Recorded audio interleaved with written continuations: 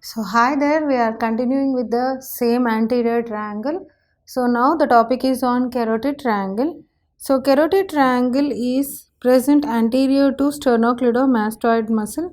So here is the sternocleidomastoid, anterior border of sternocleidomastoid muscle.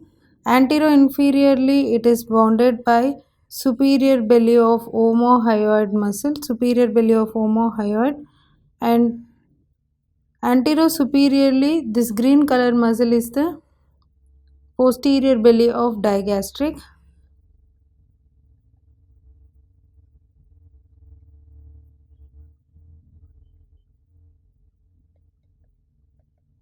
And it is also related to stylohyoid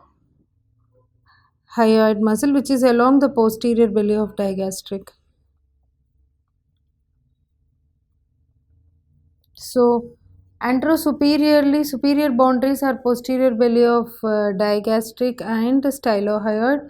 Anteroinferiorly, omohyoid, superior belly, posteriorly by sternocleidomastoid muscle. So structures forming the roof, the triangle is covered by the skin, superficial fascia containing platysma. We can see the triangle is this. So it is covered by the platysma muscle, which is supplied by cervical branch of facial nerve.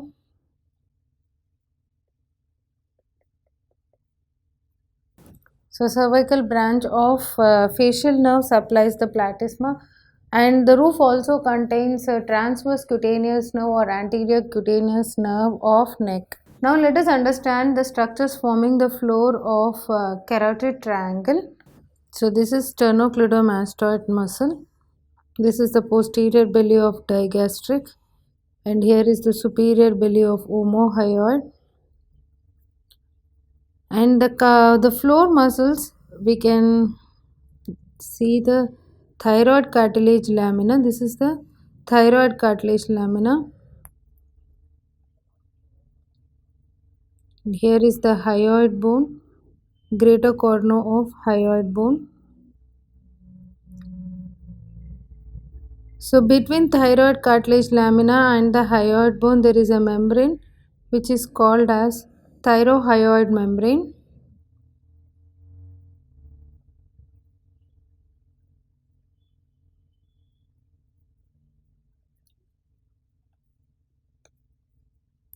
Below the hyoid bone is cricoid cartilage.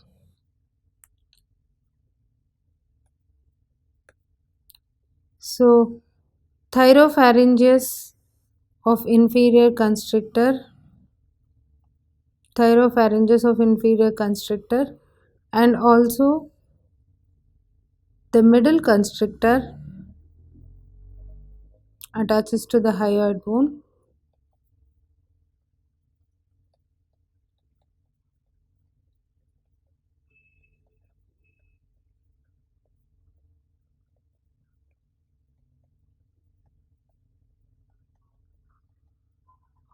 So these are the structures forming the floor of carotid triangle.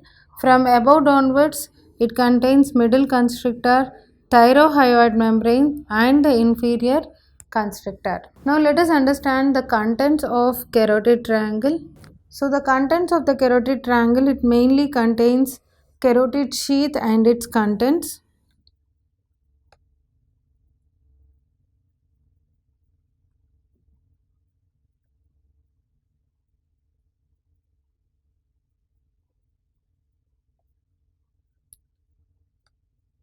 So medially the carotid sheath contains common carotid artery. At the level of C4 it gives rise to external carotid artery. So external carotid, and within the sheath we are having common carotid and internal carotid artery, and internal jugular vein on the lateral aspect.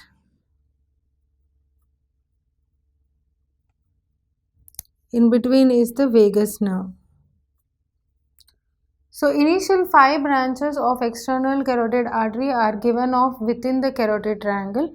So the first 5 branches of external carotid artery are superior thyroid artery, then ascending pharyngeal artery and lingual artery,